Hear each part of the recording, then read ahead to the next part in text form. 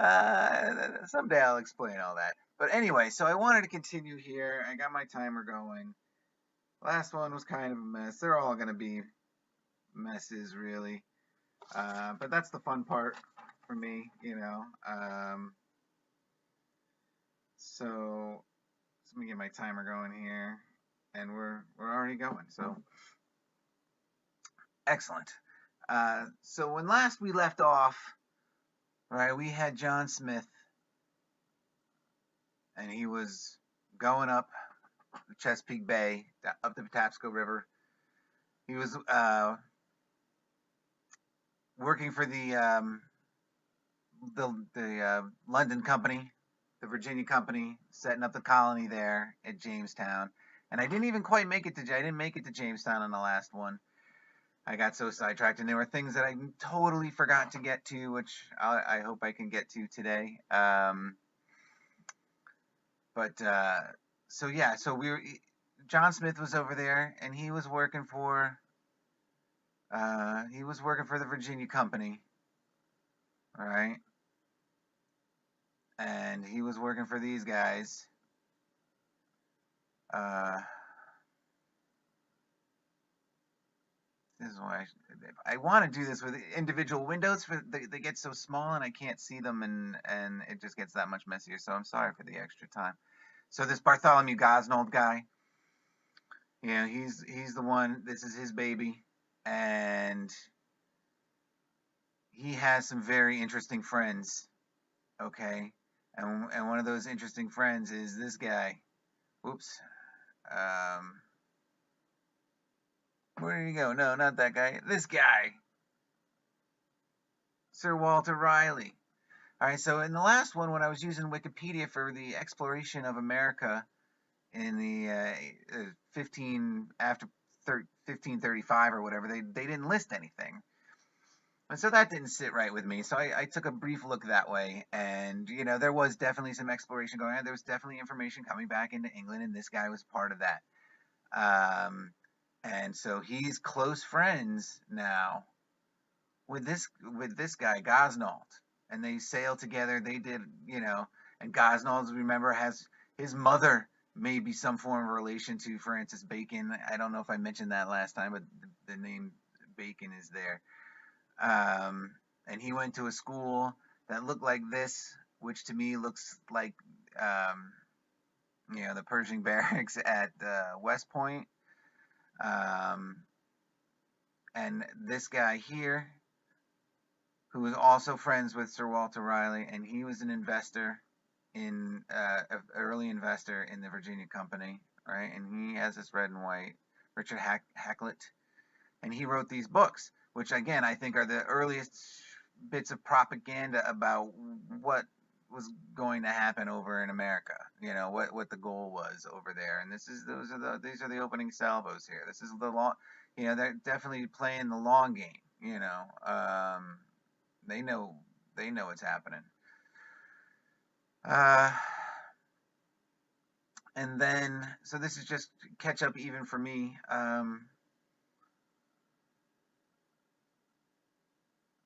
And they were also partners. The other partner was, where did he go? Sir Thomas Smith. Here he is. Um, Now this is the real guy. This is not only was he the manager of the Virginia Company, he was also the first governor of the East India Company. Massive, massive trading company uh, for England.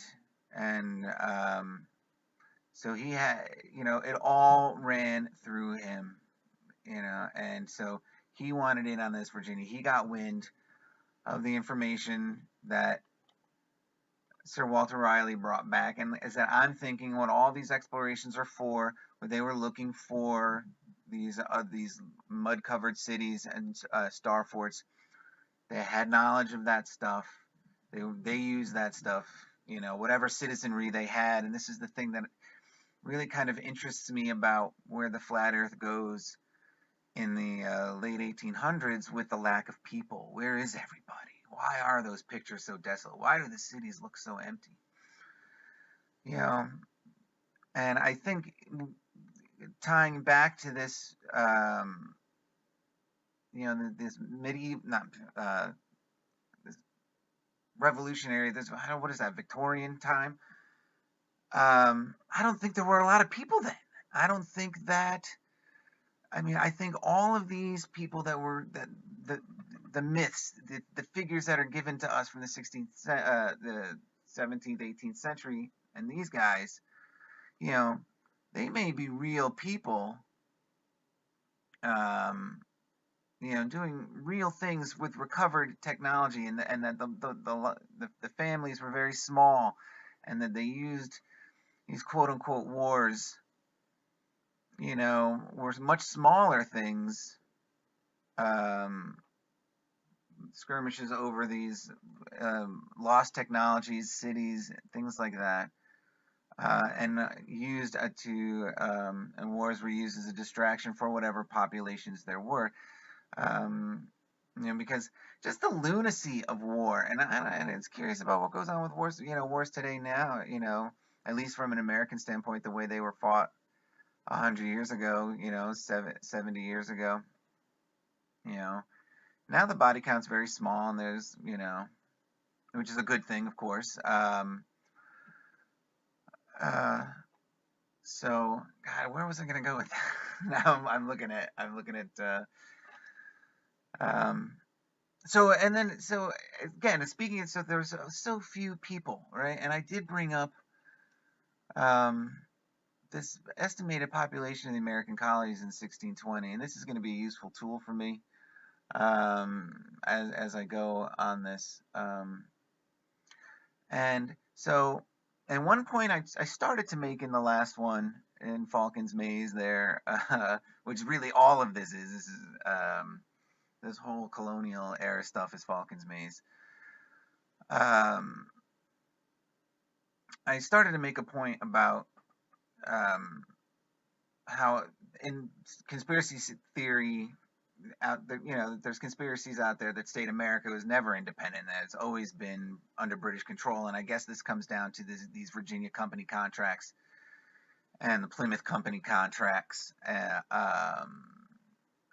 beholding and everything that happens. And I think there's there's fire for that smoke, especially with the way I'm thinking about how things going forward and coming out of Baltimore with the Calverts and the Carroll families, which I'll get to, hopefully sooner than later. So this guy, he's the real deal, right? And so they hire John Smith to lead their expedition to Jamestown, right? And also, but that Bartholomew Gosnold, he goes. So very rich people setting out months' journey, and these two contracts run by the same guy, on both sides. I mean, how do you get away with that? King likes you, man. Look at all that. So that's one. This is really under the dominion of one guy, pulling the strings back in England. That Thomas Smith, who may be a relation of John Smith. But one point I wanted to make about John Smith and why he may have been hired to do this, is because he was a knight of Transylvania, which I thought was kind of a funny thing before. But the more I started to think about it, he fought the Ottomans, he fought for Hungary. He became friends with the Habsburgs, who become more important down the line. He spoke Hungarian. And if there's truth to this, the Magyar language being sort of a universal language, Sir Walter Raleigh might have brought back intel to his buddies who were forming this, wanted to do this Virginia company, and say, you might want to send somebody who speaks Magyar. Again, 100% just trying to connect dots, speculation there, but interesting, right? I don't know. So he does Jamestown.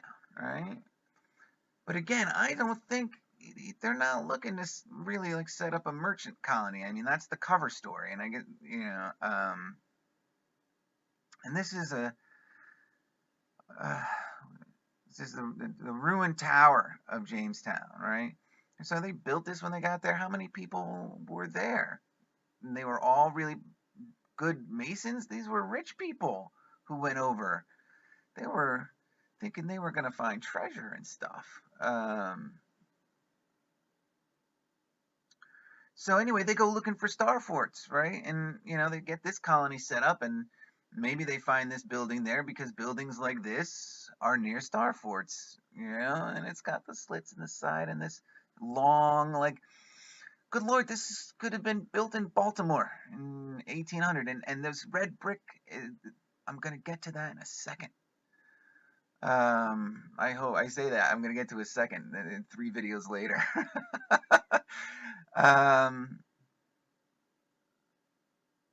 So they didn't find it, and I'm going to show you that I still have that up, right? So they landed in, gosh darn it, too many windows. There. So they land over here, right? And they're looking for star forts, and they don't find any. And so, they say, all right, John, we're established here. We got our building up, whatever this is, which they probably expected to find as well. And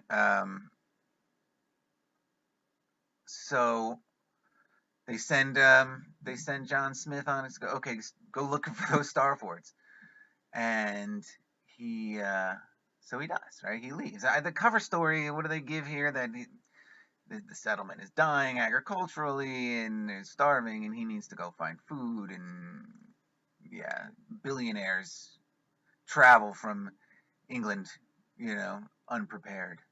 Yeah, I don't think so. They brought ships upon ships of everything they needed.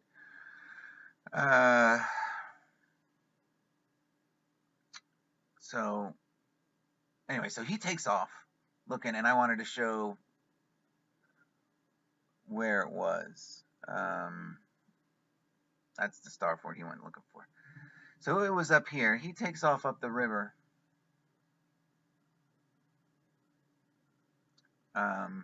Again, because there have been people crawling all over this place, waiting. So Walter Riley and others, whose name, like I said, I just did some quick stuff. There are people roaming around, but who knows how many others? They were sending people out. They were on the hunt, and so he goes up this way, right? And if he just takes like this river, he comes across. God, I'm gonna do it every time. I don't need him there anymore, right? I don't need him there anymore, and do I need? See, if he just goes up one of these other rivers, he's coming to this star fort.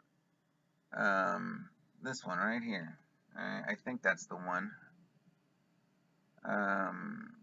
There was no luck finding pictures when I searched images. I mean, that's what it, looks like on paper. But there was one there, and also U.S. Army Corps of Engineers in West Winchester, Virginia. Next to a star fort. Just saying. So he keeps going up the other way, and he finds Fort McHenry, right? He finds Fort McHenry over here. And wait a minute. Hold on. Yeah. Gotta come on this way. See, this throws me off. This is funny. One of the things I noticed, I was like how nice and blue this looked, and then as you get in on the Chesapeake Bay, it becomes so murky, and then it just kind of stays murky the closer you get. I think that's, and then there's this. What is this? Are those giant tunnels? I mean, they do have tunnels that go under, but look at, it would be a car-sized tunnel going this way, right here, and These look like massive. What is that? You know, is that something that's under the water? Is that? Those look like tunnels to me. I don't know about this stuff. Do you get that? And anybody else play around with Google Earth and get that stuff? That is nuts to me. See, crazy shit around Baltimore, man. So he goes up and he finds Fort McHenry, but uh, or that Star Fort anyway. And so going back, there's one interesting comment that this made here, and then I'm going to move on. It said that he records in his map and journal a river not inhabited yet navigable, which he names Bolus Flu, for the reddish soil with iron ore found.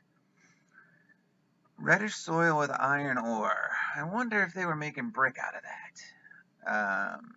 That's and that's going to be a line of research I'm going to do.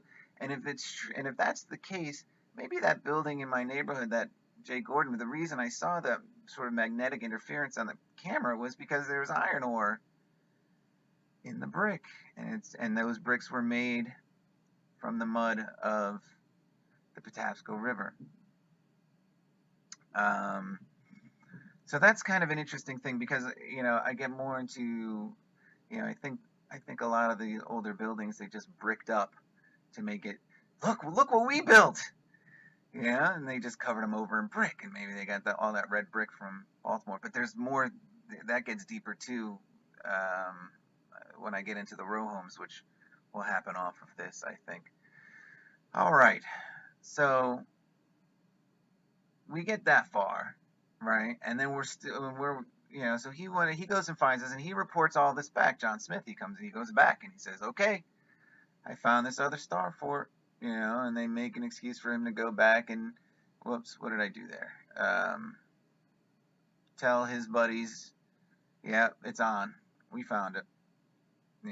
And see, where did the Virginia company go? That's where I need to be. Jamestown. Curse you. All right, sorry guys. So what I'm trying to do is I'm trying to get to that Thomas Smith guy. All right, so he goes back and he tells Thomas Smith this. But there's problems for Thomas Smith, and I have to go the long way. I'm sorry, guys. There's problems for Thomas Smith, and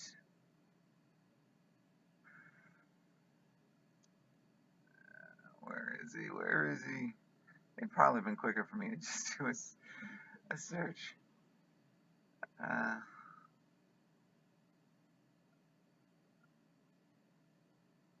Oh man, see, I might have to do a London company. I'm in the right place. One of these days, I'll explain my RP to you, and you'll understand why this is so difficult for me.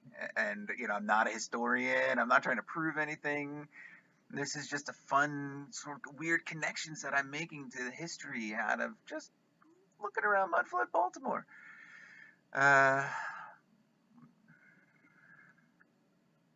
what needs to happen, is that menu needs to be up at the top. So there's Gosnold. Okay, Smith. He goes back to Smith.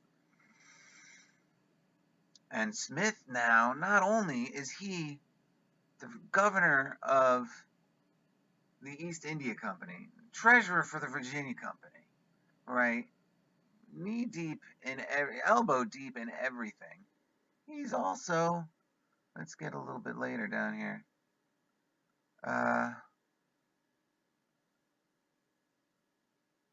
He was wait a minute. Somewhere they talk about him being sheriff. Yeah, Smith serving as London sheriff. So he was sheriff of London too. How connected is this guy? Why don't we know anything about him in our history, I mean, it's here, right? They're not afraid to put it out there, but they don't teach it in school.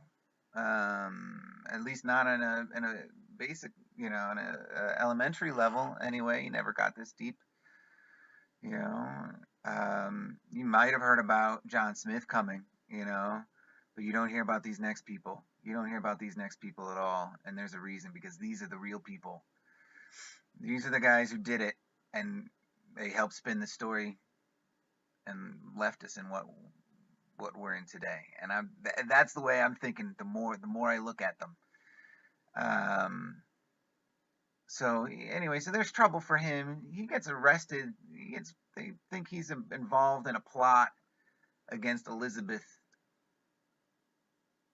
and he's imprisoned. But then when James becomes king, he gets knighted. All right, in jail. No, you're knighted. I like that. Yeah, that's how important he was. Um, so anyway, he's gonna lose the charter. Right? He's gonna lose the charter. Do they say why? Yeah, here we go. In 1620, Smith was formally charged with enriching himself at the expense of the company. No, he was skimming. Get out of town. How much money could they have been bringing in the first 15 years over there? How much? Yeah. Yeah, in the tobacco trade? That much money? Right. King James, I mean, later in the tobacco chain, once they get everybody hooked, but in the first 15 years, who are they selling that tobacco to? In Europe. So anyway, so King James revokes his charter, all right? And now we're going to get to it. Now we're going to start getting into Baltimore and Sir George Calvert. All right, Lord Baltimore, there he is. And so this is where the story of Baltimore gets crazy with the Catholicism, and I think that's part of the relation to like the old churches and the railroad.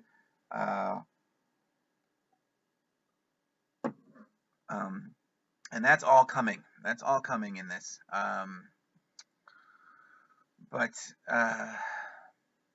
So he was Secretary of State under King James, all right, and close with the Habsburgs, right? The same Habsburgs that John Smith helps out, right? The connection. It's all so close. And then he had to resign his political offices in 1625. I mean, he was 45 years old. He was distinguished in his career. He was Secretary of State of the British Empire. I don't know how big that kingdom would have been at the time. I mean, important guy has to resign because he converts to Catholicism, right? And like Catholicism at the time in England is like, you might as well be a Satanist from what I'm reading, And I'm not going to get in, again, I think I said it in the last one, I'm not going to get into the whole Protestant thing like that. There might be time for that down the road, but not today. That's my half an hour. All right. So, all right, at least I made it to Lord Baltimore. All right, and that's where we're going. Oh, and that's where we're going in the next one. So I hope you're sticking with me, guys. I'm having a lot of fun doing this. I'm going to continue to do it, and I am going to start getting to the mud flood stuff, and there's going to be pictures coming. But for some reason, this backstory really needs to work itself out for me. And if I were to just do this for myself and try to really tie together and make something really tight knit and start, it would never happen. It would just be an endless work that never got done. But by forcing myself to kind of be loose and have the fun that I have just by doing it by myself, I hope that translates and you guys are having fun with me too. And I'm riding this thing to the end. So thanks for watching. If you like what's going on, please like, share, and subscribe. Give me comments. And so, all right, Lord Baltimore, I'm coming for you. Until the next one, cheers, guys.